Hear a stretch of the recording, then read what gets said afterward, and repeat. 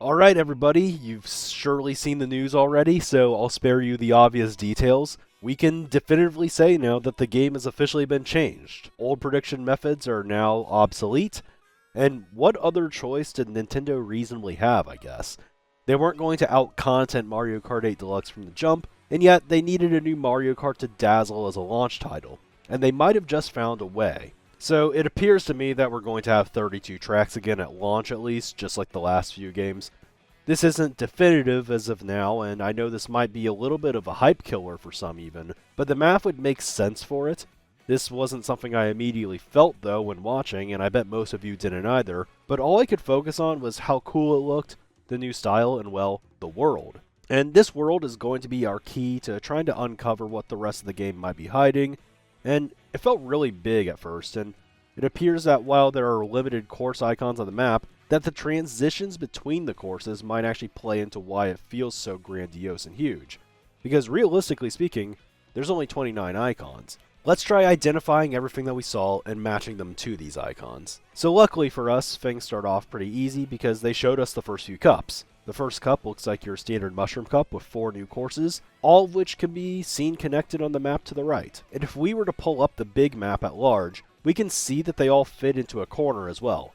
So reasonably speaking, one might think we could find all of the cups this way. But there are a few issues with this. First, we're missing a few variables, but secondly, there isn't 32 tracks, and that's what we're actually used to.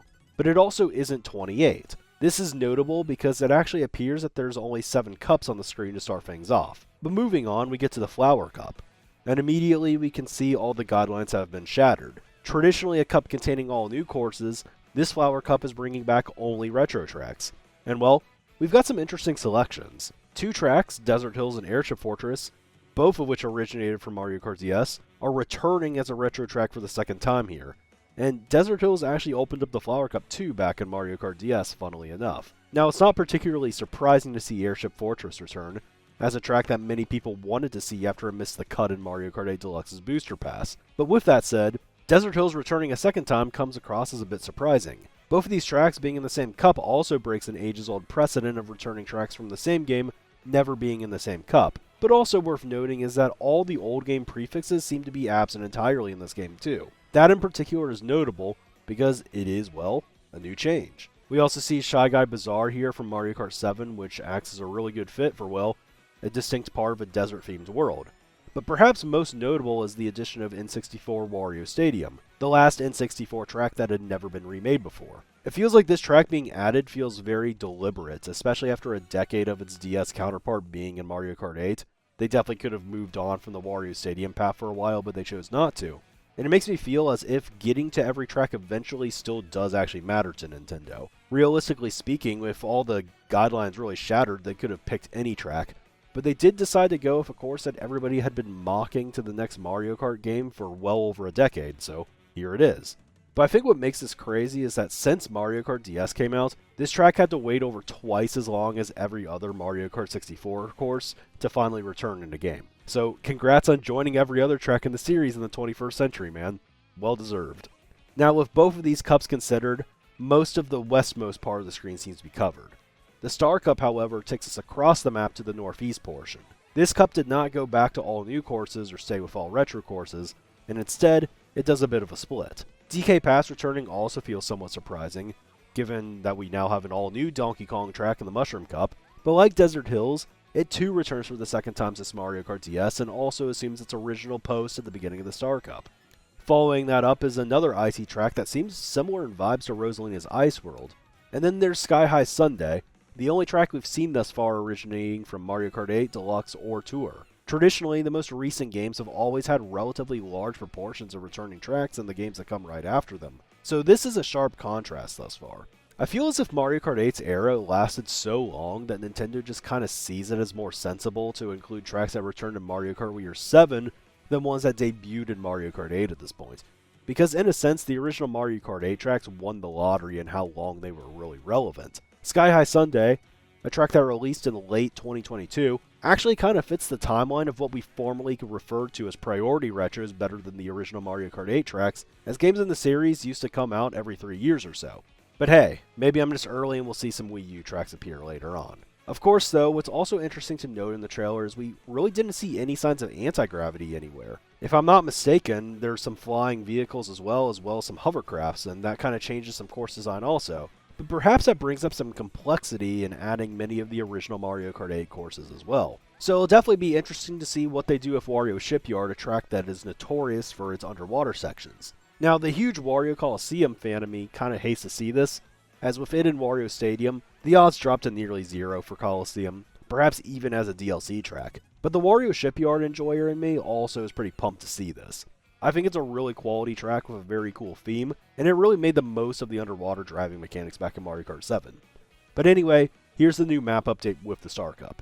Now typically the Special Cup comes after the Star Cup, but it doesn't appear to be on the screenshot, and well, neither do we see any hint of any Rainbow Road. Let's be real here, guys.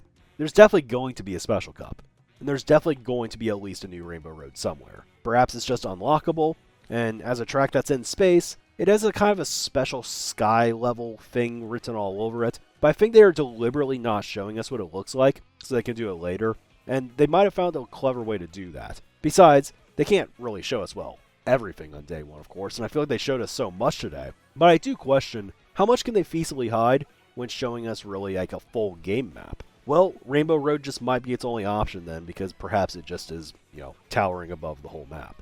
Anyways, though, one more cup was fully revealed to us, this being the Shell Cup. Now, I don't want to be the bearer of bad news to all the Mario Kart 64 fans, but I've done a little bit of research, and it has led me to believe that the Koopa Troopa Beach that we see on the screen right now is not the Mario Kart 64 version. This isn't confirmed yet, but when I took a look at the actual map without the icons, we can see the following track layouts in the same location as the Koopa Troopa Beach placement on the Shell Cup's map. The left side looks like an exact match to SNES Koopa Beach 1, but weirdly upside down. And the right side looks like it could be Koopa Beach 2 as well, with the one open water section. Also worth noting, though, is that Mario Kart Tour renamed this track to Koopa Troopa Beach 2 as well. I'm thinking that perhaps they've been combined into one track here. Now, Peach Stadium looks like it's perhaps my new favorite course so far. Both it and the DK Spaceport track just look like super clever ideas in the context of the Mario universe. And I've always wanted a track themed around Peach's castle that isn't just, well, a Mario circuit. But perhaps the other thing worth noting here is that Crown City is in this cup despite being in the Mushroom Cup already. And this one is a head-scratcher. Yes, the Mushroom Cup icon was during daylight, and the Shell Cup one was at night, but from what I've seen so far, I've seen multiple weather effects and times of the day on really a multitude of courses already. So what makes this course different? Well, the first thing that comes to mind here is that it could be a Woohoo Loop and Maka Woohoo type of situation. If you were to make a world map out of Mario Kart 7, those tracks, despite having distinct paths, would obviously take place in the same general location. So because Mario Kart World actually has a world map, my guess is that these are two different tracks taking place at the same general area. This map was really big to begin with from what I remember, and I feel like there's a lot of potential for a lot of different ideas, so maybe they wanted to do more of it than just what they had in really one track. And this occurrence alone makes the whole process kind of more perplexing, to be honest, because technically any course could be in multiple cups now, but what it also means is that the 29 courses on the map must take up at least 30 Grand Prix slots if we're assuming everything is playable in Grand Prix mode. So that brings us here. If we were to believe a Special Cup exists, that means that there are 14 icons left to match to 16 slots. Of course, they might assume that like Crown City, some other tracks might double up, but it's also possible that this is a one-off occurrence. So where do we go from here? Do we start pairing stuff together randomly? Well, there are a few other context clues, because if you look at the cup icons, you can see a few hints. For instance, the Mushroom Cup looks a little bit deserty. The Star Cup has an icy flare at the bottom, which fits the tracks taking place in it. And the Shell Cup is clearly the water world. I think we can use these patterns to match the remaining courses based on their environments in the overall map. The Banana Cup, for instance, looks like a jungle-themed cup. The Leaf Cup looks like a forest cup. And the Lightning Cup looks mountainous. So looking at the world map again, there's a clear indicator of where the Banana Cup might be, that being the bottom right corner. This starts off with a seemingly Birdo-themed water track taking place in the city, which I think we did see pretty early on in the trailer. Following up that would be GC and Peach Beach. There's no official confirmation of it yet, but it appears pretty clear based on the layout that this is Peach Beach. And next up is the Ruins track with the massive question mark block. And finishing this cup would be the dinosaur themed course. This looks super similar to Dino Dino Jungle, but there's not a direct confirmation of it yet. Many are speculating that the cave has been replaced with a laboratory, and some screenshots look to almost be like a perfect match of Dino Dino Jungle. The world map view of the stage also seems to be rather blurry, making it more difficult to get hints, and of course there is a GCN course almost certainly in this cup already, but as mentioned, that appears to no longer be a potential roadblock when taking a look at the Flower Cup already, which had 2 DS tracks. Of course, it's possible that I got all of these in reverse order too. So now we move on to the Leaf Cup, and I imagine that this one would take place in the northern region. This one's going to be a little bit more difficult to really conclude stuff on, because there's only a few tracks that I feel super comfortable on saying are going to be in the Leaf Cup. One of those is the top course at the very northern point of the map, which from what I can see is like a Wild Woods, Maple Treeway kind of hybrid that's, Wiggler themed and all of that. We see it at the end of one of the rallies. Speaking of which, I think that the rallies, at first we thought they were going to be extra cups, but it appears that they're just kind of like custom orders where maybe you do a lap of each track and like you go through 6 or 8 tracks. So I don't think that there's going to be like more courses hidden in there. But anyway, I believe that that might actually be the finale track of the Leaf Cup. The third track in the Cup, I think, is going to be a little bit of a spooky stage. Now, there was an advertisement on one of the tracks called Boo Cinema, and this kind of has like a little bit of a movie theater vibe from what we can see in the trailer right here. But what's also kind of worth mentioning is that if we look at this track on the world map again, we can see the 3 Ghost Valley maps just kind of faintly right before like some kind of indoor area. So I don't know if like there's just like a new track, but like the parts that are connecting to the map are like the Ghost Valleys and that they're accessible like on the overworld map or something like that. That's certainly possible. I don't know if like they would necessarily be playable, but it's certainly interesting. But they also don't appear to have an icon, so I'm not sure. What does have an icon though that also appears to be in this forest section though is what appears to be a Mario Circuit 1, 2, and 3 hybrid.